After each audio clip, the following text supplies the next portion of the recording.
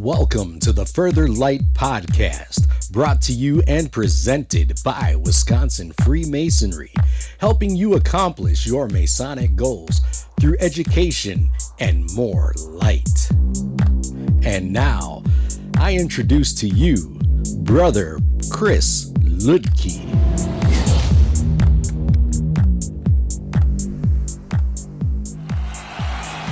This is Brother Chris Ludke, and today I want to explore with you the 5 Orders of Architecture. We are given a brief glimpse of the 5 Orders of Architecture and a short explanation, but have you ever stopped to wonder why? Why those 5 orders? After all, there are many more architectural styles out there. What is an order of architecture, and what is the lesson we're supposed to draw from this incredibly brief material that we receive? You would think, at first hearing, that maybe it's of a light and trifling nature, but I assure you, it is not. My goal here is to examine the 5 orders of architecture, their origins, and our interpretation of them as Freemasons. First of all, what are orders of architecture? Well, in more complicated terms, an order of architecture is a certain assemblage of parts subject to uniform, established proportions regulated by the office that each part has to perform. Let's boil this down. Effectively, each order is a style. We refer to them as orders of architecture when they come from the ancient classical world, the Greeks and the Romans. But today, your house may have the same thing. We may talk about your house in terms of being arts and crafts, or Italianate, or Victorian, or stick style, Queen Anne, etc. These are nothing more than orders of architecture. We simply don't use the term in modern language anymore. And each of these orders incorporates the columns as well as other parts and proportions of the building. So, when we're talking about orders of architecture, while we typically look at images of columns, in fact, it applies to the proportions and parts of a building. So, you can have orders that are more complicated than simply the columns that we see. So, what are the 5 orders? Well, of course, they're the Doric, the Ionic, the Corinthian, the Tuscan, and the Composite, and are thus explained. The Doric is the first and simplest of the 3 Greek orders. We are told, or we believe, it was developed by early Greeks based on Minoan and Mycenaean examples, which in turn were based on Egyptian designs. There's a lot of trade in the ancient world. The Egyptians are trading with the Minoans and Mycenaeans, who eventually give way to the Greeks, so you can see where that comes from. And the Doric is the simplest of the columns. It is a fluted column, so it has those channels running down the length of it. At the base, there is no base, so the column sits directly on the ground or whatever foundation it's sitting on. And at the top, it has a very simple, round capital. The capital, of course, simply exists to transition the eye from the vertical of the column to the horizontal of the lintel, or the horizontal section above it. The true Doric style is found typically in Greece, Sicily, and southern Italy, where the Greeks had colonized. And one of the finer examples, even though it's a mixed style, is actually the Parthenon on the Acropolis in Athens. Now, the Doric was too severe and plain for the Romans, who wanted something, well, more ornate. It was found that the length of a man's foot was generally 1/6 the height of his body, so the height of the pillar, including the capital, was made 6 times its thickness at the base. The Greeks are commonly trying to use the human form and incorporating it into their architecture. The reason being, in their minds, in their belief system, the human form is based on the form of the gods, and therefore is the perfect form, and therefore, since their temples are gifts to the gods rather than homes to the gods, why not perfect them by incorporating human proportions? Thus, the Doric pillar exhibited the proportions, strength, and beauty of the body of a man. It's based on male proportions. We believe the name Doric is actually based on a legend that the Dorians, this very early ancient Greek tribe in the north of Corinth, was involved with and conquered southern Greece and established settlements, as well as in Sicily and southwest Italy. The Dorians we believe gave their name to the style of architecture that became characteristic of the lands over which they ruled, which would have been common. There's a lot more to that, but that's where I'll leave it there. Let's move on to the Ionic. The Ionic is placed second to the Doric, although the two orders are developed more or less simultaneously. The Doric happens and then the Ionic fairly shortly thereafter, within a couple of 100 years. Now, the Ionic looks like the Doric. We have a fluted column. At the base, there's a simple base, so it's round, and then usually the last level of the base is square to transition to wherever the foundation is. At the top, you would have what appears to be a scroll over the top in the form of a capital. So on either side, you would see this scroll work that repeats on the opposite side of the column. If you were looking from the right or the left, you would simply see a rounded over piece of stone. Now, the Romans adopted the Ionic, but treated its details with less beauty and refinement. The best example is the Erechtheion on the Acropolis at Athens, maybe even the Temple of Athena Nike. Now, it was suggested that whereas the Doric pillar was modeled on the form of a man, the Ionic may have been fashioned on the proportions of a female. Now, this is kind of questionable territory given the role of women in ancient Greece, but we'll leave that aside for the moment. The height of the pillar was made 8 times its thickness at the base to give it a slender look, and in its capital, the scrolls were placed hanging down at the right and left, resembling curly ringlets, and were festooned with fruit arranged in the place of hair. Now, you see that fruit sometimes. It's actually quite rare in the ancient Greek forms. The fluting, those long cuts along the length of the column, was said to have been made to fall like the folds in the robes of a woman. And we do see Ionic columns in the form of women on the Erechtheion. Thus, the Ionic pillar has the delicacy, adornment, and proportions characteristic of a woman in some people's thought process. Then we have the Corinthian. The Corinthian is the third of the 3 Greek orders. It actually comes much later than the Doric and the Ionic. And the difference is this. While it looks like the Ionic in that it has a round base where the very bottom level is square, and we have a fluted column at the top instead of scroll work, what you have is something that is symmetrical from all directions, and it grows up. It looks like a flower or a palm tree spreading over the top. And it first appears as a variant of the Ionic, the difference being almost entirely in the capital. This was developed during the Hellenistic period, so this is after Alexander the Great, very late in Greek culture. This order will then be adopted and fully developed by the Romans. The richness and exuberance of its decoration appealed to Roman instinct, and so they used it more frequently in their buildings than any other order of architecture. Now, it is said to be modeled on the tenderness of a maiden, for the outlines and limbs of maidens were more slender on account of their tender years. The pillar, at the end of the day, is in fact more slender than the Doric or the Ionic, being usually 10 times the diameter of the base. So the height is going to be 10 times the diameter of the base. It's all about proportions. This is the Greeks, after all. But we are missing 2, the Tuscan and the Composite.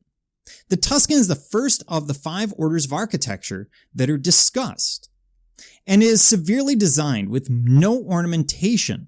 It has a simple round capital.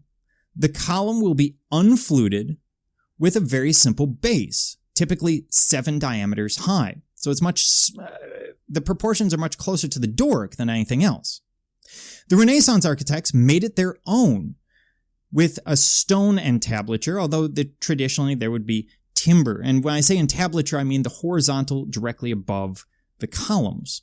Sir Henry Wotton, in his Elements of Architecture, written in 1624, around the time masonry is probably developing, describes it as plain, massive, rural pillar, resembling a sturdy, well-limbed laborer or someone who is homely clad.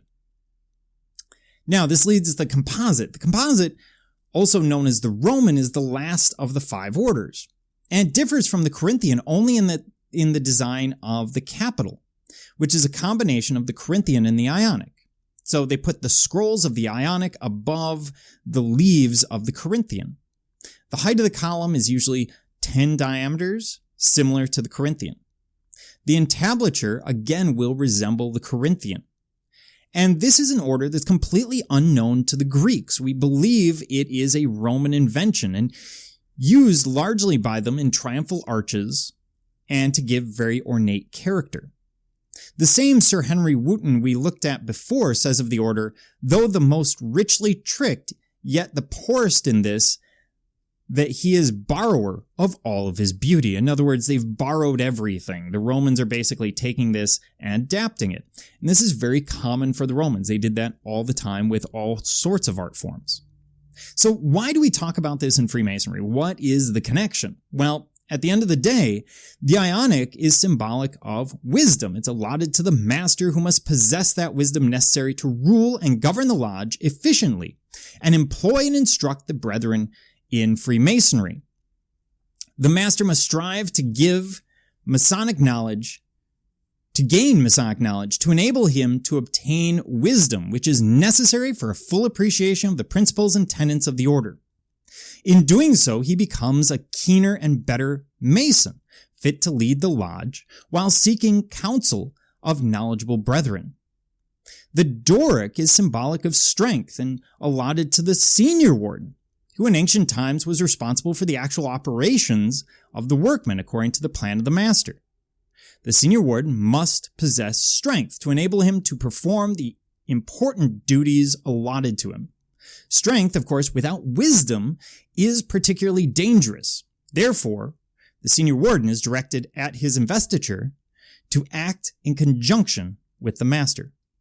Strength of character is obtained by carefully watching all thoughts, words, and actions. Every member of the lodge is engaged under the direction of the senior warden in building their spiritual temple.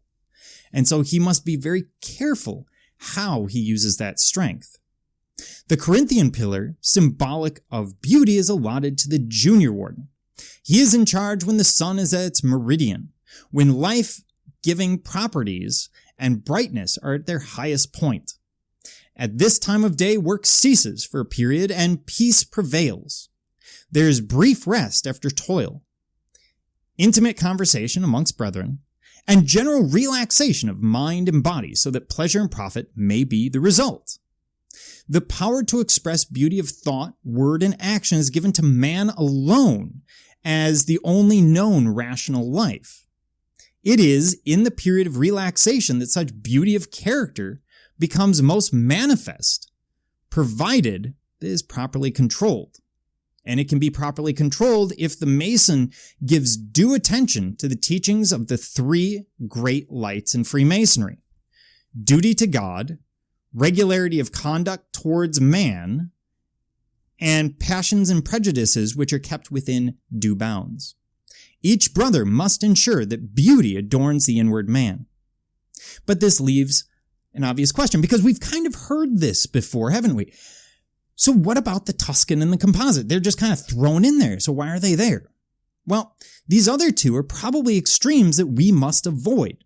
The Tuscan is the easy form. It achieves the bare minimum required of it. It illustrates the man who only does the bare minimum, what is just asked of him, which can be problematic, and it's not really something that we want to see amongst Masons. The composite is at the other extreme.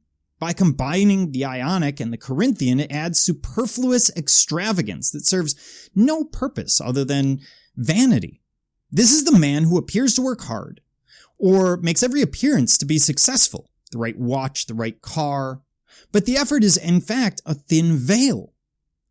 It's someone whose character is lacking while the outward appearance would appear to be correct. Or this is the man who relies on pomp and circumstance with no substance. We've all known these people. This becomes a very important lesson in nuance, that while we need to understand that there is this spectrum in life, in behavior, there are limits. Apparently, the writer of the ritual disliked excessive plainness or excessive ornamentation and found no particular symbolism in these two orders.